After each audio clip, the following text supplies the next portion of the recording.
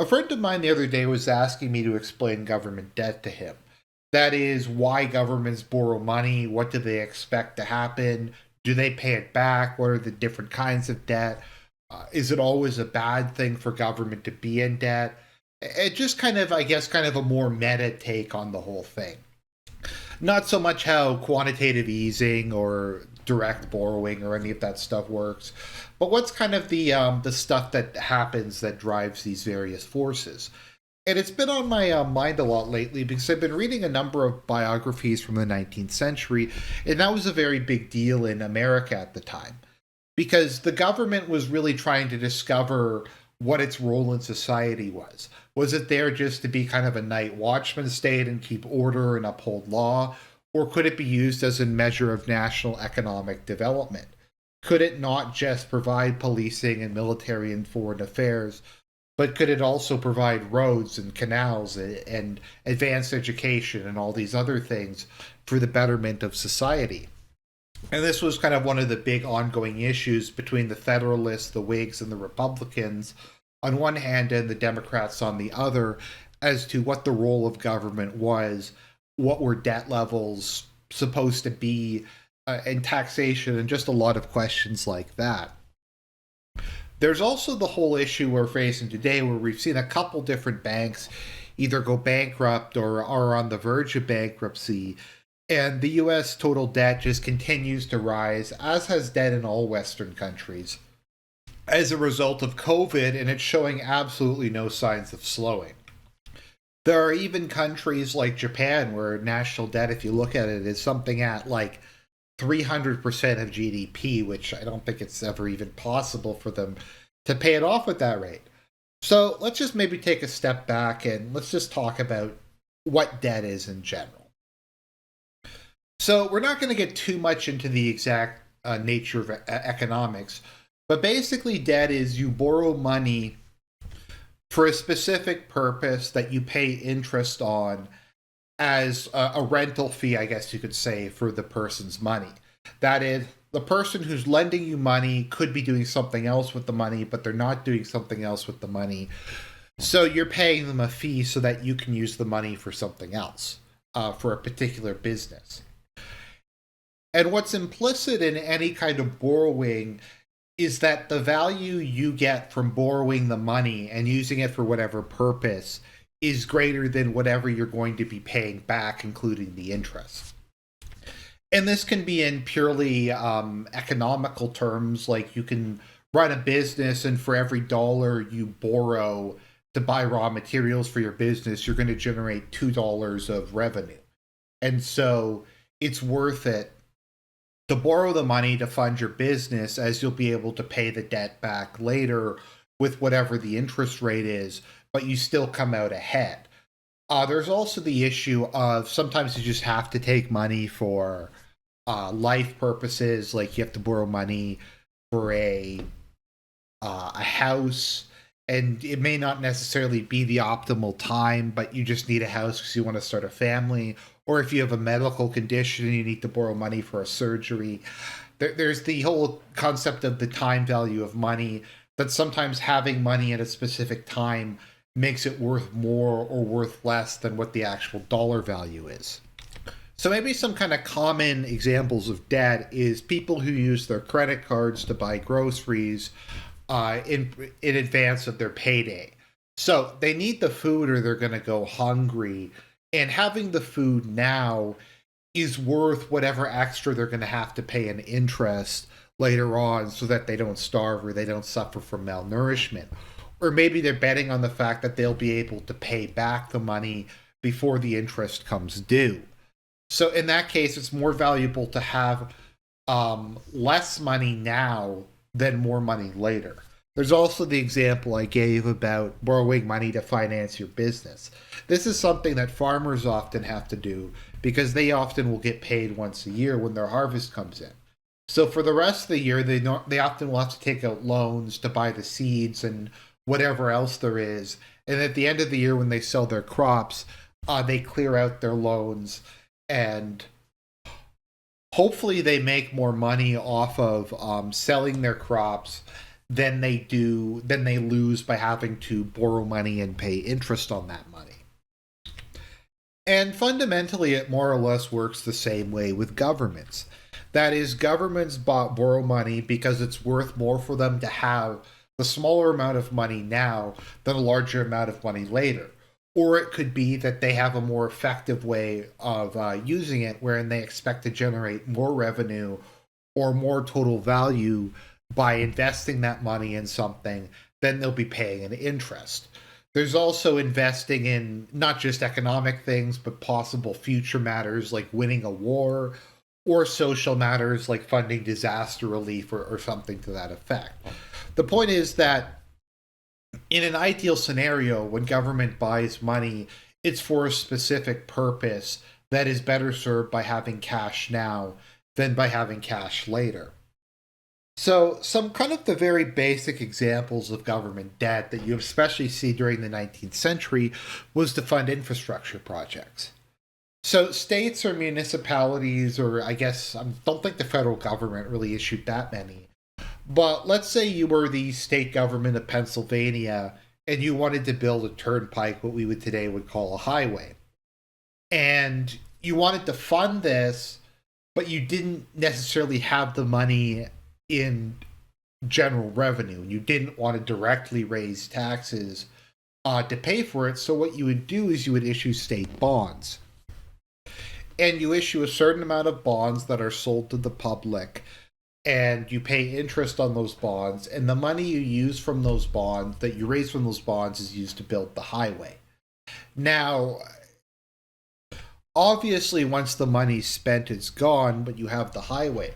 So the government of Pennsylvania might do a number of different things. What they do in a lot of places in U.S. states is they will put tolls on the roads, and they will collect money from the toll road until that's enough money to pay off all the bonds, and then that debt is sunk, and the government will come out of it basically revenue neutral, but you'll have the bridge, or you'll have the canal, or you'll have the highway. There's also the idea that it's going to generate a certain amount of economic activity. That is, if you're building railways to Pittsburgh or to some industrial city, that'll make it more of a hub. More freight will go through there. More people will set up factories there. More people will set up businesses there. And the revenue that you generate through property taxes or sales taxes or income taxes, or I guess nowadays gas taxes, will make up for whatever you spend on the road. So you're getting an indirect larger benefit later as a result of borrowing money now. There's also just the general issue, like with some things, they just have an intrinsic value that's not necessarily quantifiable in terms of money. Stuff like public parks, museums, sometimes the arts, a lot of these things might not necessarily be the most, I guess you could say, like fiscally, they don't pay for themselves the same amount of time. But as with something like disaster relief, it's a specific purpose you're borrowing money from.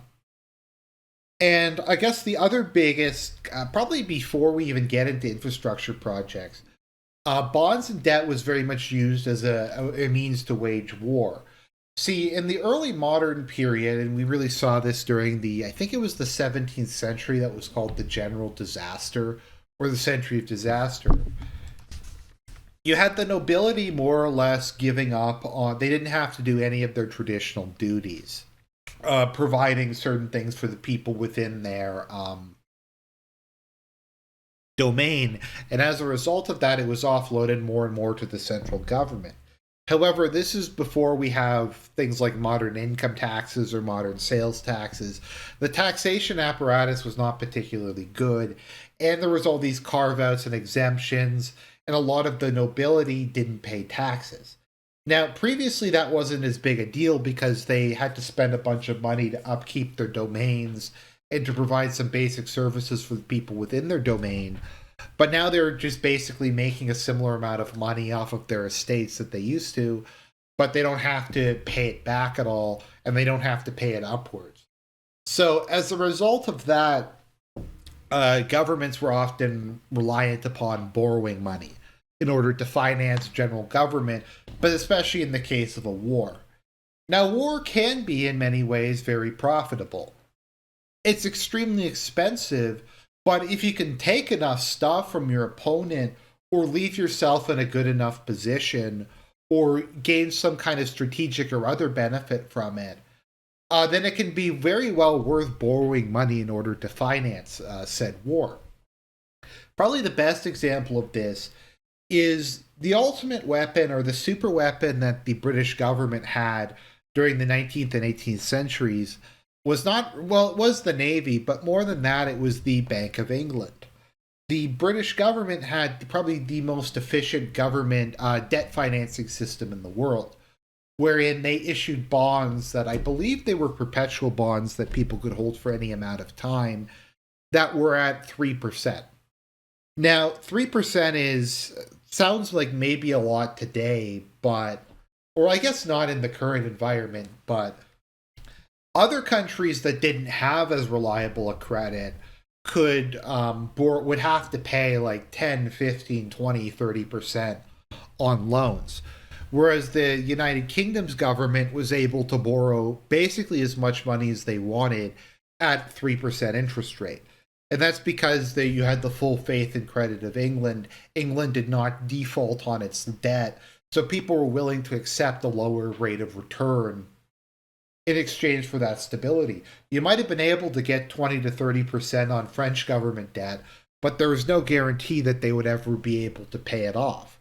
And that allowed Britain to finance the Napoleonic Wars, not just for themselves, but for the majority of the coalition. And they ended the Napoleonic Wars with something like 200% of GDP in the form of debt.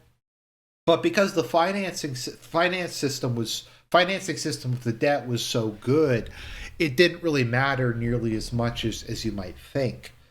And it did leave Britain in the position where much of the continent had been devastated and it had survived largely unscathed.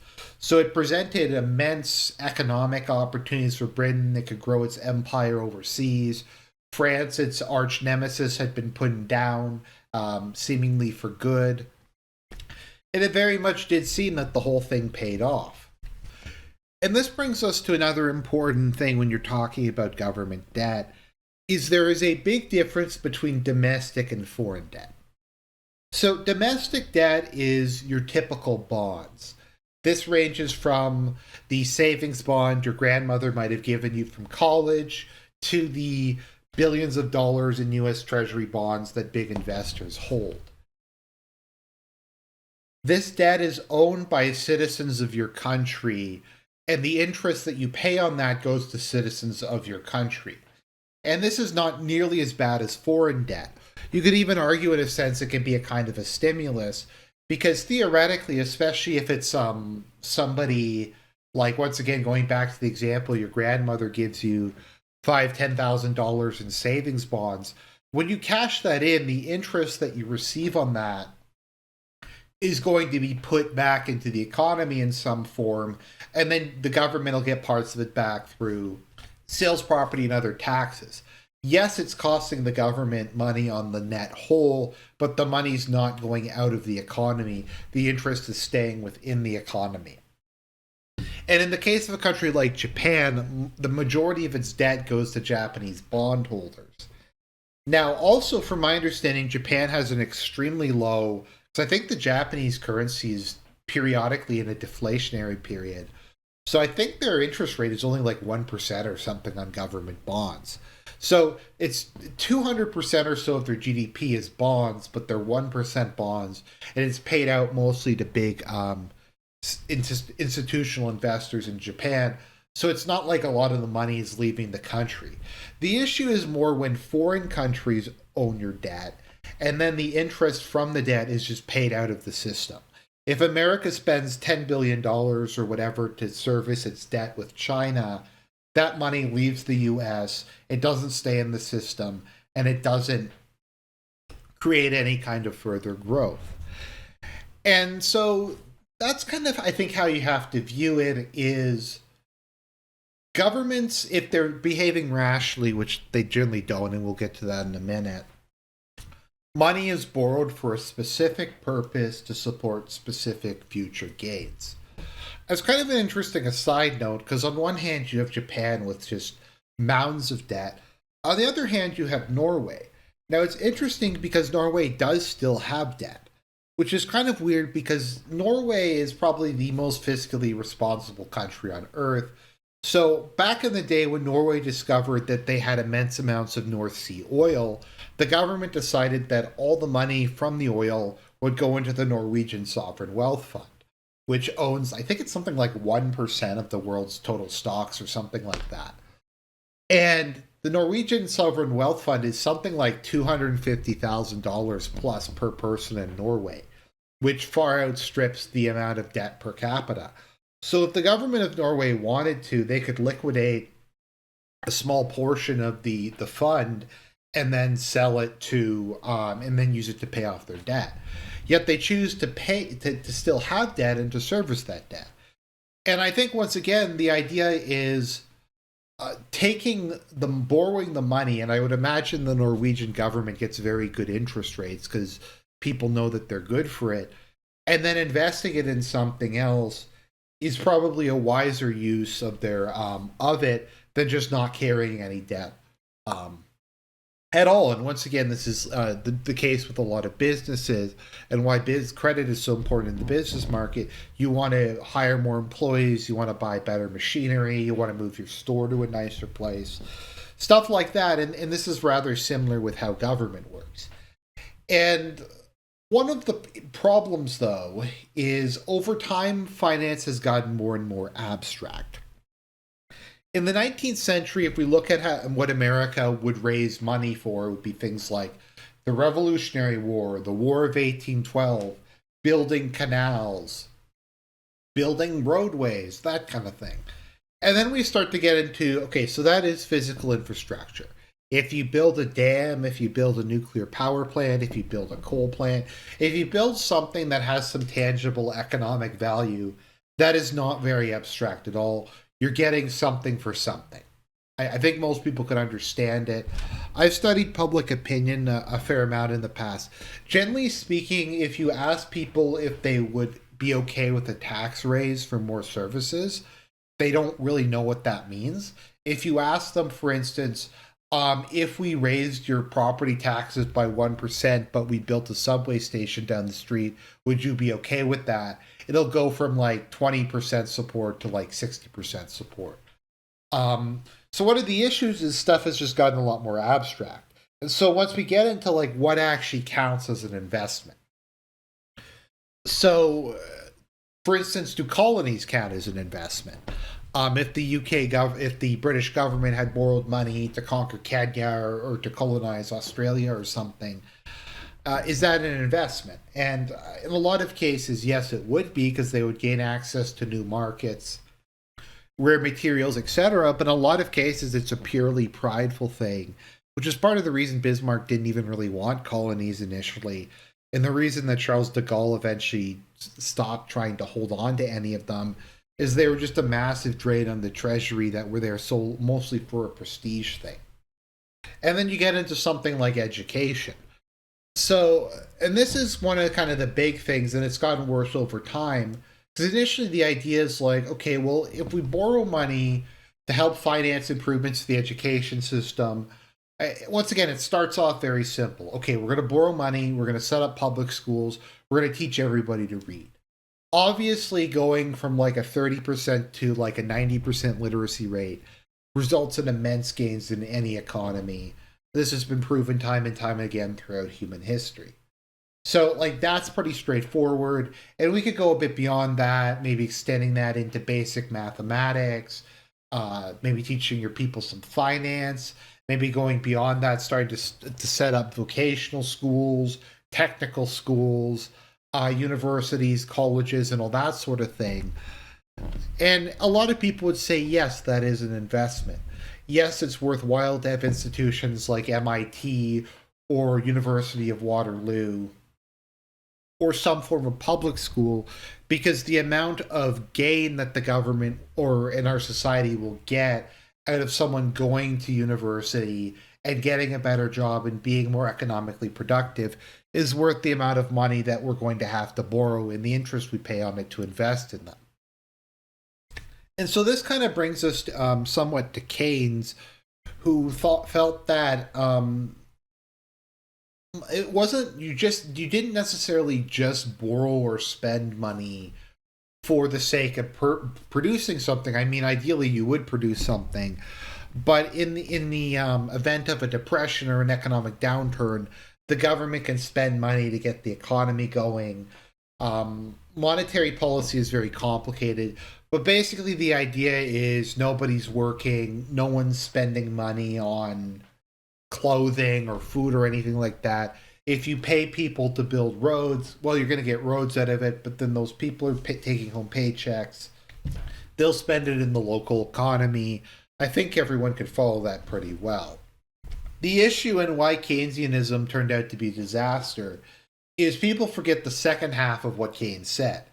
He said, okay, if there's a downturn, we need to spend stimulus to get the economy going again.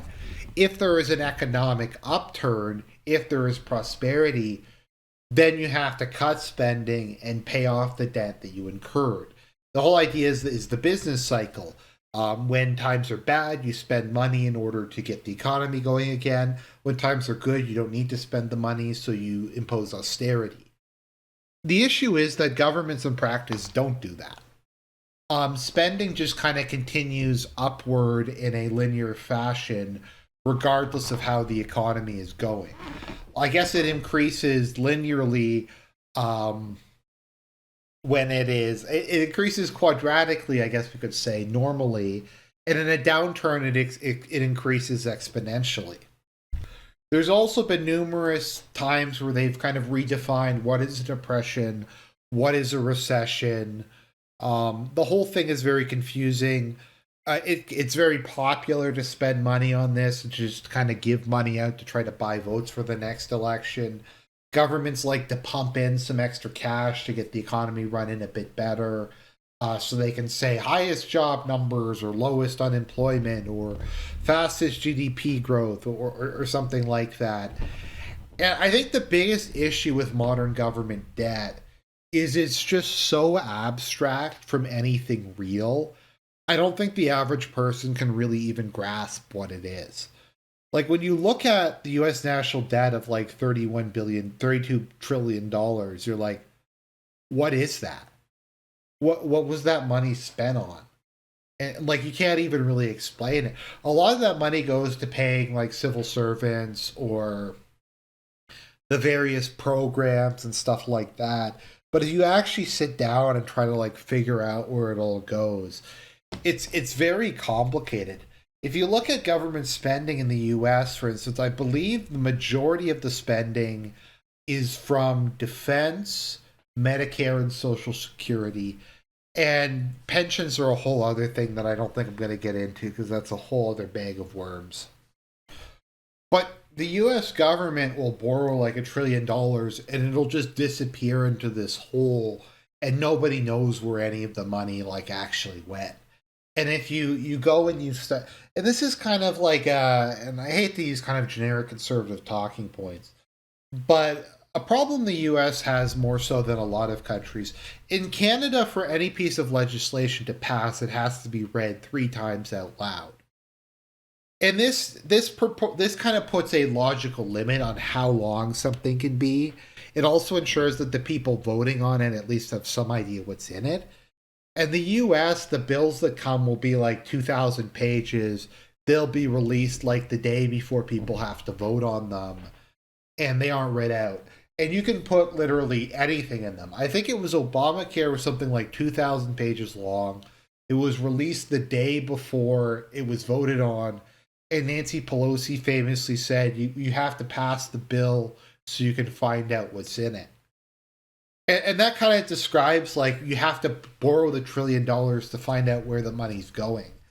And anytime you look at like these stimulus packages or something, and it's so misleading because it sounds like a nice thing. You're like, okay, we're going to fix up roads and bridges. Are we going to build nuclear power plants? Are we going to maybe upgrade things to make them more environmentally friendly or safer or something like that? I think when most people think of stimulus, they think of public works projects or even just directly handing out checks to people. But it goes into all these like weird programs, all these buyouts and exemptions. I like to refer to it as laundering the money more or less, because it basically will be taken as in the form of taxes, which costs money. The US government or whoever will process it, which costs money, and then it'll be given out for some random diversity program or some healthcare initiative or something like that doesn't even really, no one could really even explain what it is. The other thing is the numbers we're dealing with are just so large, they don't really have any meaning. Like, if you've ever tried to listen to it, it's kind of funny that I live in Manitoba because I'm used to living in Ontario. So, like in Ontario, which economy is about, I think, 40% or so of Canada's, you will hear the government talk in terms of billions of dollars or tens of billions of dollars or hundreds of millions of dollars. And in Manitoba, they're like, we're giving $1 million to this or something like that. And that's a lot of money here, but it's like nothing in Ontario. It's like, so it's in I guess kind of a smaller, less economically prosperous province, money actually starts to make more sense. But when you're dealing with the US government's budget being something like $6 trillion, that's beyond the capacity of anyone to even like understand. That's like I forget what how many times was that, like what, 200, 300, 500 times Elon Musk's net worth in 1 year is the amount of money the US federal government spends. People can't like even comprehend that amount of money, and they can't really explain where it goes, and the debt will just continue to go up, and I think that's just kind of the issue at this point in time. I actually think democracy is one of the big issues with it, because the way democracy works is, because in the US it's every 2 to 4 years, depends on the country. In some countries it's three, in some countries it's five, but every 2 to 4 years, people vote on who they want to lead them. And the easiest way to get that is to pay the public off. So you announce $1 trillion for X special interest group or X people or X stimulus package. And people go, wow, this is amazing. Or you can just literally do what they do in like, they used to do in Alberta and they did in Ontario, and I think they're going to do in Manitoba, where they just literally just send checks out to people. And they're like, look, we're going to give you guys this money. I mean, we're borrowing the money that we're going to give you, but look, you're getting free money from the government. Isn't that cool? And people will be like, this government's awesome. And they'll be like, well, if you elect us again, we'll give you some more free money. Um, and there's an understanding, at least from the part of the government, they don't really have to worry about that. They may be in for 2 or 3 terms, maybe 4 or 5 if they're lucky. They don't have to think more than maximum 12 years in advance. They can borrow as much money as they want to try to get through the next couple terms and buy the next couple election cycles. And then when everything just starts going to shit, they lose the election, the next group takes over, and they have to deal with the problem. So you have the new government elected, so they're faced with two choices.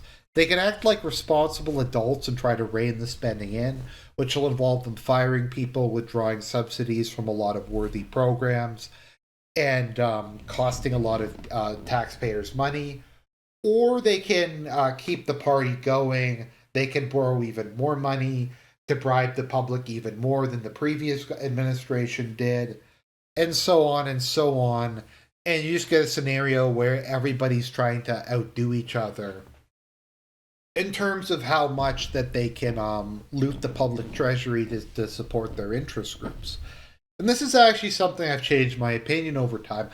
I just realistically don't think we should even really care about the debt anymore. Because let's be honest, how many times have like the Republicans gone in power and controlled things and been like, "Oh, we're going to balance the budget," and it never gets balanced? The only time it was balanced, to my knowledge, I think in the last since World War II maybe, was under Clinton. Granted, the Republicans controlled both houses, but when they controlled all the levers of government under Bush that wasn't an issue. The conservative government in Canada had a similar issue, although they did some financial accounting. So in the last year they were in power, they somehow had a balanced budget. But like as soon as something happens like COVID or a slight financial downturn or some industries having trouble and needs a bailout, they're just going to take out billions or trillions of dollars anyways. So I think the focus needs to be like, okay, we're going to run up the money, but let's try to ensure the money actually goes to like somebody who deserves it, to some cause that actually helps us.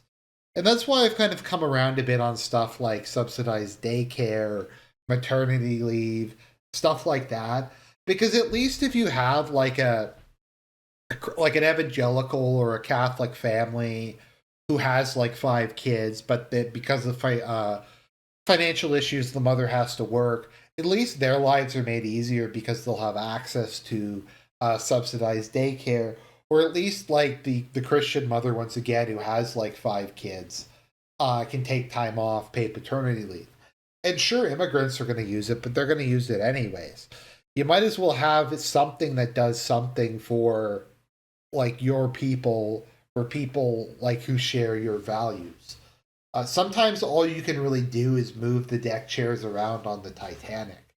Sometimes all you can really do is ensure that you're getting the first class meal on the Hindenburg rather than the third class meal before it goes down. So that was my long, rambling explanation of government debt. I hope you found at least some of that interesting. God bless you all, and we'll talk again real soon.